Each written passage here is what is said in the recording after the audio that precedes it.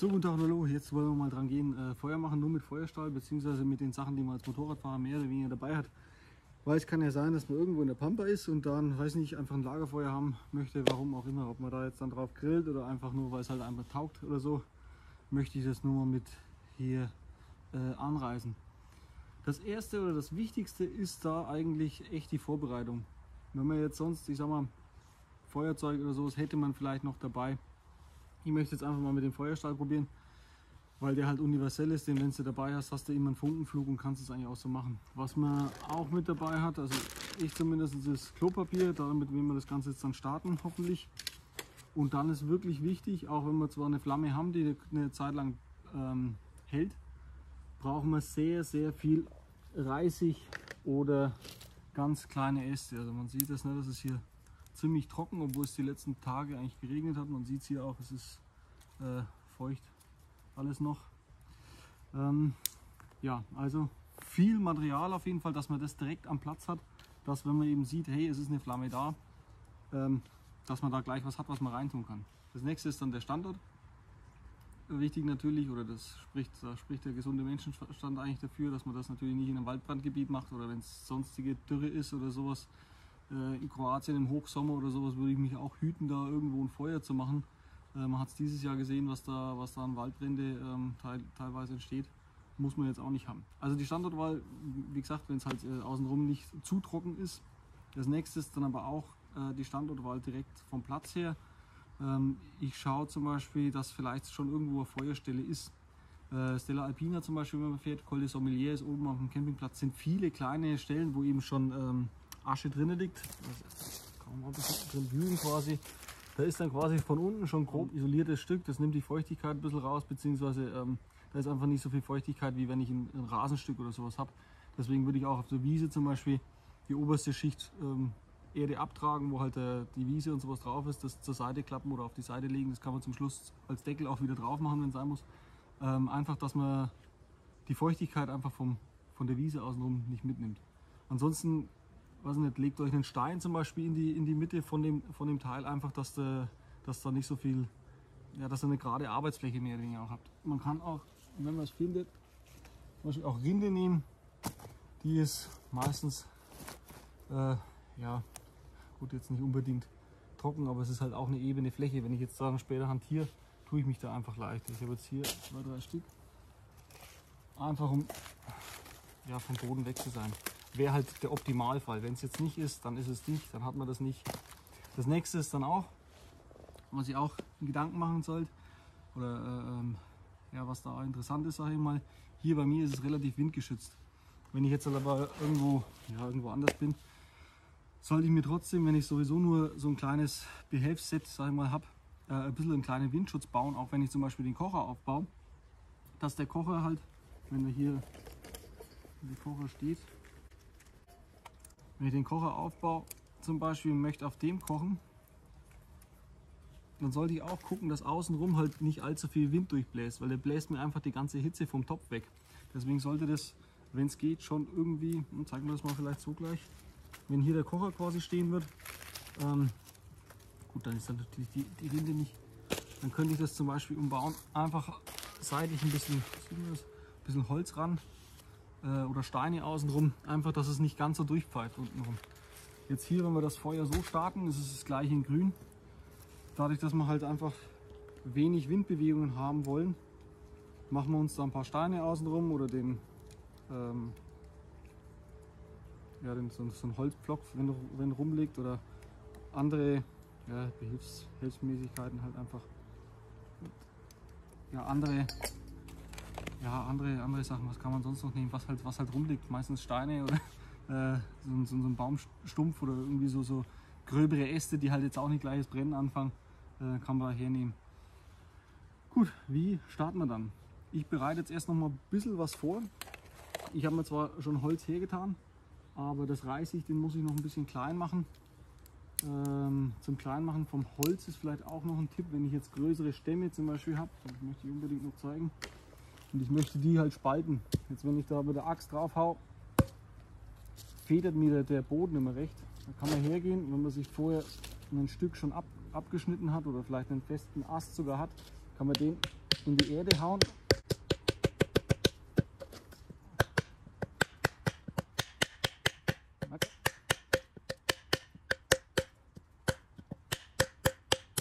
Dass das dann hier wesentlich weniger federt. Ja. Das ist dann auch so ein Punkt. Macht jetzt hier in der Erde, funktioniert das ganz gut. Wenn es natürlich ein steiniger Boden ist, allerdings hat man dann das Problem nicht, weil der Boden ja schon fest ist. Gut. So, jetzt haben wir, wie gesagt, alles ein bisschen vorbereitet, also die ganzen kleinen Äste so klein gebrochen wie es geht. Einfach, dass wir da ein paar feine Krümel haben. Man kann natürlich auch hergehen mit dem Messer oder so kleine Fetzen aus dem Holz schnitzen und die dann hernehmen, je nachdem, was man halt vor Ort hat. Und wichtig ist es, dass es so gut es geht trocken ist. Man kann auch hergehen, wenn man jetzt weiß, man ist sowieso eine längere Zeit hier und da, kann man sich die so kleine Stücke vielleicht auch in die Hosentasche stecken, dass sie trocken werden, bis man halt das Feuer anmacht. Ansonsten ist ein bisschen darauf zu achten, dass man sich das hier auch so weit her sortiert, einfach, dass man die dünnen Stücke am Anfang hat und das dann halt nach und nach so drauflegen kann. Das hört sich jetzt am Anfang viel an. Wenn man das 2-3 Mal gemacht hat, funktioniert das eigentlich ziemlich zügig. Es ist wie gesagt einfach eine Vorbereitungsgeschichte, die halt einfach viel zum Erzählen jetzt im Moment ist. Gut, also jetzt haben wir hier den Reisig, das kleine Zeug. Ich hoffe, das reicht. Das sieht mir fast noch ein bisschen wenig aus, aber vielleicht reicht es dann, dass die Flamme so weit überspringt für die großen Sachen. Ich werde jetzt die Kamera ein bisschen drehen, dass man hier besser sehen kann, wo ich da hantiere. Ja. Und werde den Windschutz jetzt auch wegmachen, dass ihr natürlich besser seht, um was es sich hier drinnen dreht.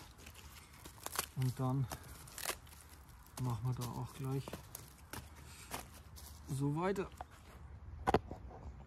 Das gilt jetzt für mich auch ein bisschen als Markierung, dass ich die Hände nicht irgendwo hier draußen hantiere, sondern dass man das eben gut sieht.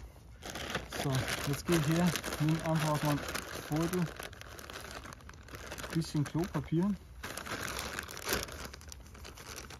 Was man jetzt als Motorradfahrer natürlich auch dabei hat, ist ein Tank voll Benzin, das ist schon klar.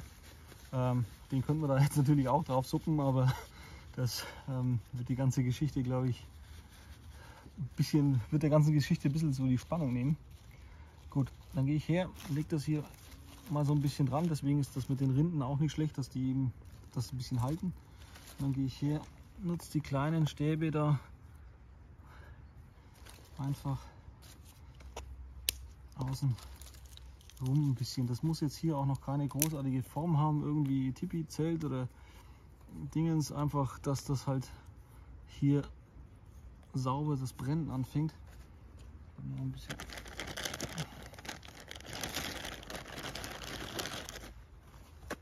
Nehmen.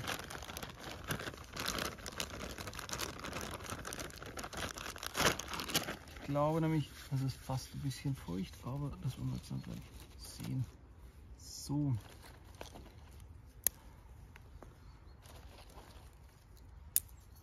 Jetzt ist mal für den Anfang eigentlich schon gut. Also wirklich auch ganz viele von diesen ganz kleinen, dünnen suchen und mit reinhalten hier, dass das dann auch das Kokeln anfängt. Das ist wirklich, also bis das erste Stückchen Holz mal das Brennen anfängt und dann reicht das eigentlich, dass der Rest so durchgeht. Schauen wir mal. So, jetzt haben wir hier den Feuerstahl. Das ist natürlich einfach Material, der halt einfach Funken sprüht. Wichtig ist, wenn ihr die neu kauft oder sowas, man sieht es jetzt hier, da ist immer so eine kleine Lackschicht drüber. Ne? Gehe ich mal her. Das funkt so gut wie gar nicht. Jetzt gehen wir auf die Stelle, die ich schon ein paar Mal benutzt habe. Da funkt das wesentlich mehr. Also die sind, also sehe ich wahrscheinlich in irgendwas getaucht, dass die nicht das Gammeln anfangen. Macht man das einfach ein bisschen weg. dann sieht man schon, dass das ganz anders geht. Die Leine, ja, ist nicht schlecht, wenn das länger wäre, aber das ist jetzt nicht so wild. Man könnte es, glaube ich, sogar auch mit dem Messer machen, wenn man hier eine scharfe Kante hat. Jo, das geht sogar richtig gut. Machen wir das gleich mal so.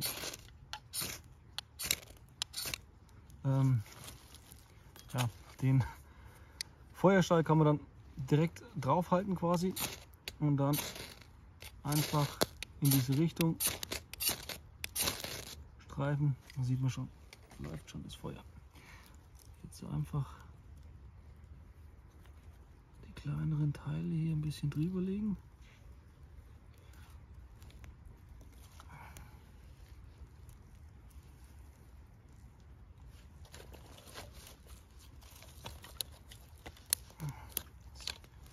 Qualmt. Das ist natürlich noch ein bisschen nass alles, aber man sieht schon, glaube ich, dass es ganz gut geht.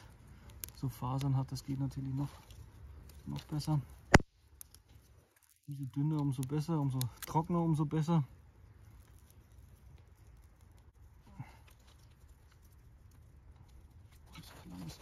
So.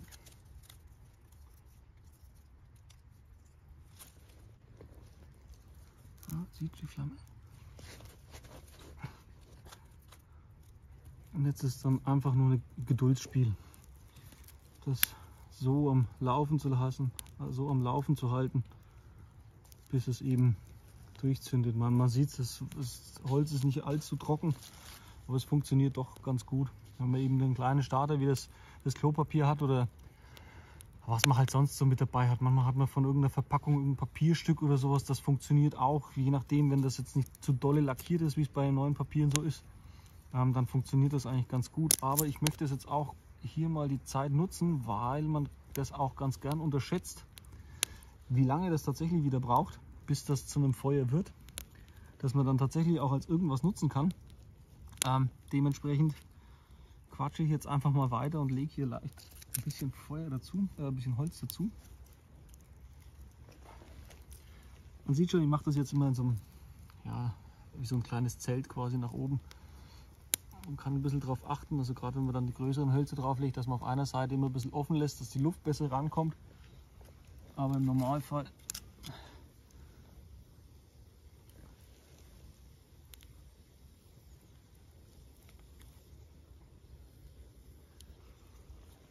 kann man die Scheite mal ein bisschen ranlegen, dass die trocknen.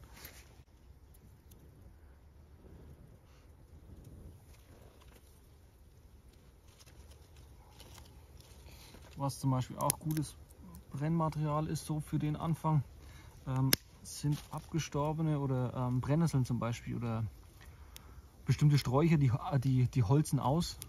Jetzt ist im Winter ist zwar gut, ja, weil da lässt sich leicht reden, weil das dann alles ohne. Und jetzt kommt der Zug.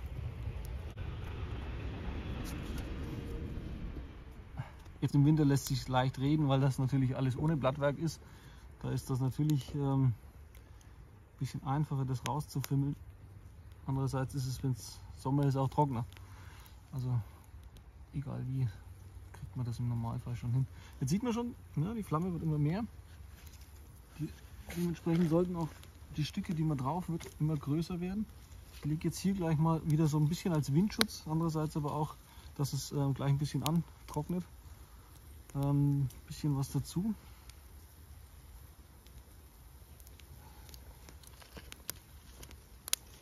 Und jetzt, ja, es ist innen drin ist schon gutes Nest. Ein gutes Feuer schon. Und dann sollte das eigentlich schon langsam werden. Jetzt merkt man, es zischt schon, das Holz, das nass ist.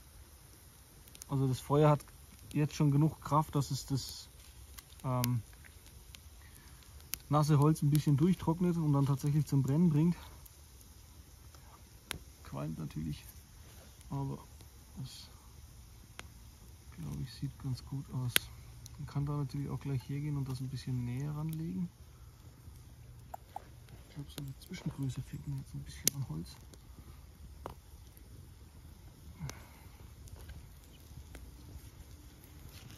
Das ist jetzt hier. Oh. nicht, dass die Kamera das Brennen anfängt.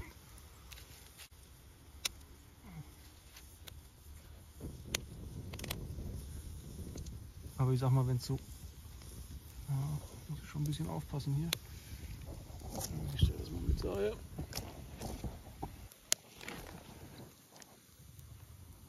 Ja, das sieht man ganz gut. Ne? Hier habe ich ein bisschen Loch reingelassen, dass da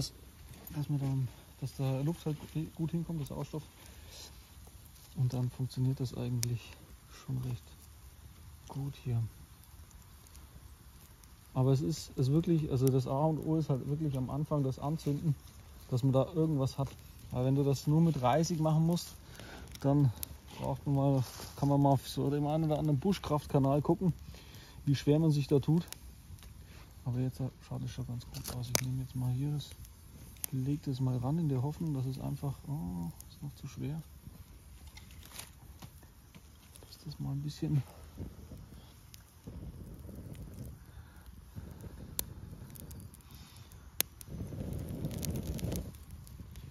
Feuer fängt.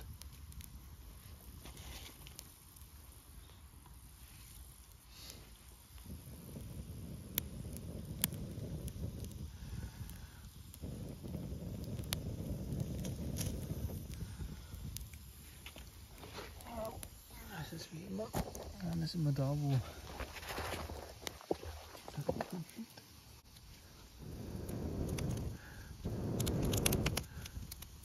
Ja, wenn ich jetzt auf die Uhr gucke, ich glaube so ungefähr 11 Minuten haben wir jetzt. Also nur das vom Zünden, sage ich mal, los. Da ist das Brennholz holen noch gar nicht so dabei. Das ist das zum Beispiel, das ist so trockene Brennnesseln, also vertrocknete Brennnesseln. Das brennt auch ganz gut. Ja, es sind halt unterschiedliche Sachen. Man ist, ich glaube, selbst wenn man Laie ist, erkennt man, was trocken ist und was nicht. Also.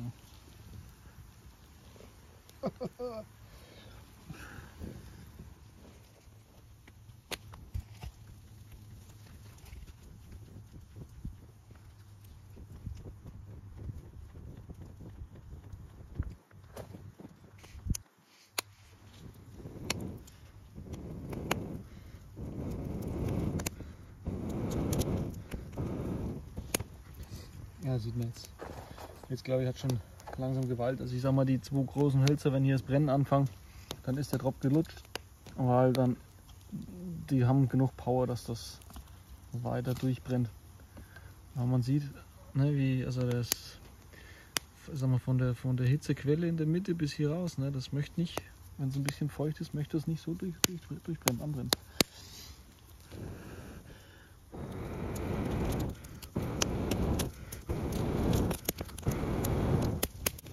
Ich habe sonst auch immer noch so ein kleines Edelstahlröhrchen dabei. Da kann man mit dem Gesicht ziemlich weit weg bleiben, also mit dem Gesicht ja, noch ein bisschen weiter hinten. Und kann dann ziemlich gezielt reinpusten. Das ist auch nicht schlecht. Das ist auch noch so ein Tipp. Kann man mal mitnehmen. Aber man sieht, innen fehlt schon fast wieder die Kraft. Innen fehlt schon fast wieder die Kraft, dass es am Werkeln bleibt. Also brauchen wir echt dauernd Stoff.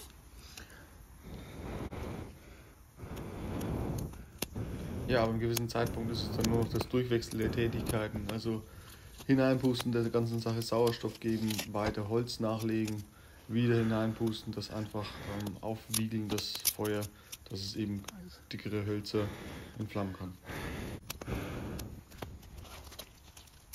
Ja, dadurch, dass ich jetzt hier kein Reisig mehr hatte, bin ich einfach hergegangen und habe das mit dem Messer halt von einem größeren Keil ein bisschen runter geschnitzt, einfach ein paar Späne, dass man da halt kleinere Sachen einfach nachlegen kann.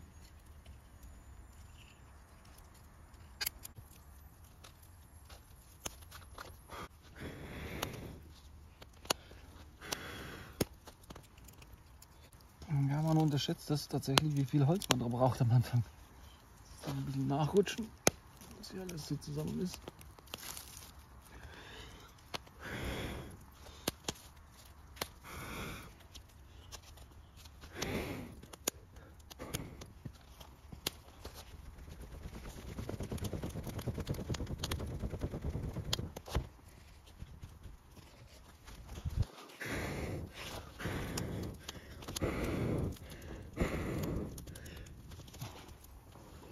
Also ich werde noch mal ein bisschen Holz holen, dass das einfach mehr Feuer fängt in der Mitte, sage ich mal. Das ist einfach zu wenig. Ich denke, man hat es gesehen, wie und was. Ich mache jetzt einfach mal einen Stopp und sage euch danach, wie lange es gebraucht hat. So, ich muss die Kamera jetzt nochmal umstellen, weil das Feuer von der anderen Seite kam, beziehungsweise die Hitze halt in diese Richtung kam. Wir sind jetzt rum, ich glaube 10 Minuten nochmal. Ich bin jetzt nochmal los und habe mir die Kleinigkeiten noch geholt, also Reisig und sowas, weil mir das einfach nicht, die großen Stücke fangen einfach nicht an, so richtig zu brennen. Und das wird sonst eine ewige Geschichte. Ey. Aber jetzt glaube ich, ja, man sagt immer, jetzt glaube ich, gleich kommt's. Wenn alles trocken wäre, wäre es bestimmt auch super einfach. Oder dann wäre es auch schon soweit. Aber jetzt.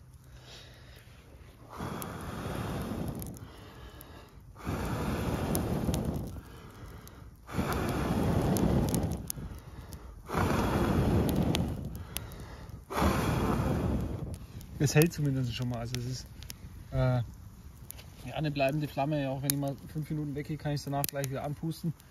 Das ist auch schon mal was wert. Aber die großen Stücke, das lange hier und das andere, das da drin ist, das sind noch zu nass. Die geben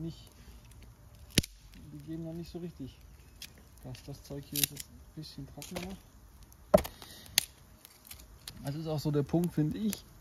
Du kannst das nicht, also was ich halt sonst in den Videos immer gesehen habe bei anderen Buschcraftern oder sowas, die zeigen das kurz, wie das Feuer angeht. Eben so eine Kleinigkeit hier und dann war es das wieder. Aber das dann wirklich hochzuziehen zu einem anständigen Lagerfeuer, wenn man jetzt kein Benzin nimmt oder andere Hilfsmittel, sage ich mal, da ist dann auch noch ein kleiner Weg dazu. Das möchte ich eigentlich jetzt hier so ein bisschen zeigen in dem ganzen Video. Weil daheim am Grill haust du die Kohle drauf, die ist bröseltrocken, machst du deinen Spiritus oder deinen Brandbeschleuniger halt drauf und dann ist gut. Aber wenn du halt irgendwo in der Walachei bist und halt nicht unbedingt in deinem Benzintank irgendwo so einen Stock reinhalten willst, dann dauert es halt einfach. Gut, ich puste jetzt nochmal an.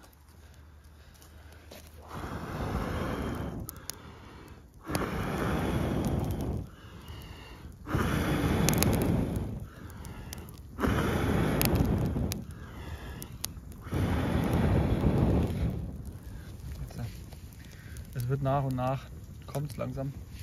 Wir geben mir jetzt die mittleren Stücke aus. Ich hätte noch ein paar solche gebraucht und einfach viel mehr Reisig, dass man das wirklich hoch bekommt. Aber das wird schon werden, sagt die Frau Bern. So, jetzt meine ich, wäre es geschafft. Ich war jetzt einfach ja, nochmal außen rum und habe noch weiter Reisig gesucht, den mit reingelegt und das ganze Holz, das ich hier quasi noch vorbereitet hatte, hinter dem eigentlich Glutherd oder Feuerherd, links und rechts immer so aufgeschichtet. Einfach, dass das schon trocken wird. Und wie man sieht, zündet es langsam durch, schön langsam und ja, fängt jetzt richtig das Brennen an. Jetzt hat es dann auch genug Kraft, dass es weitere so große Klötze, sag ich mal, anständig anbrennt und das, obwohl es feucht ist, das Holz gut durchzieht. Das ist halt, sag mal, eine Geschichte aus dem wahren Leben halt. Es ist halt hier jetzt nichts großartig vorbereitet, so wie eigentlich in allen meinen Videos mache ich das. Ich mache das eher ungern, dass ich sehr viel vorbereite, weil das einfach nicht der Realität irgendwo entspricht. Wenn du irgendwo in der Pampa bist, kannst du ja auch nicht eine Woche vorher irgendwie hingehen und Holz machen oder so. Hier habe jetzt auch das genommen, was hier rumliegt. Gut, okay, die großen Scheite, ja, das ist tatsächlich jetzt von dem Feuerholz, das ich halt hier so rumliegen habe. Wäre im anderen, wäre einfach Totholz, dass man halt sich so im Wald zusammensucht. Hätte ich jetzt auch noch machen können, ja, aber hat mir jetzt tatsächlich die Muse gefehlt. Man sieht aber jetzt, dass es durchgeht. Ich habe hier unten, habe ich auch noch mal, ich zeige das mal kurz noch, hier unten habe ich ein bisschen freigegraben, dass da die Luft besser reinziehen kann. Das ist auch noch so ein Punkt. Das funktioniert dann immer ganz gut. Also man muss einerseits gucken, dass es halt vom Wind seitlich nicht weggeweht wird, das ganze Feuer. Andererseits muss man aber dafür sorgen, dass es von unten gut Sauerstoff bekommt, dass das Ganze richtig durchzieht. So, das war's damit, würde ich mal sagen. Ich mache später noch ein paar Fotos rein und sowas. Ich würde da jetzt langsam das Dreibein drüber hängen, mir noch eine Gemüsesuppe kochen und dann war's das. Ja, und damit sage ich Dankeschön fürs Zuschauen. Bis zum nächsten Mal. Euer Jockel. Ciao.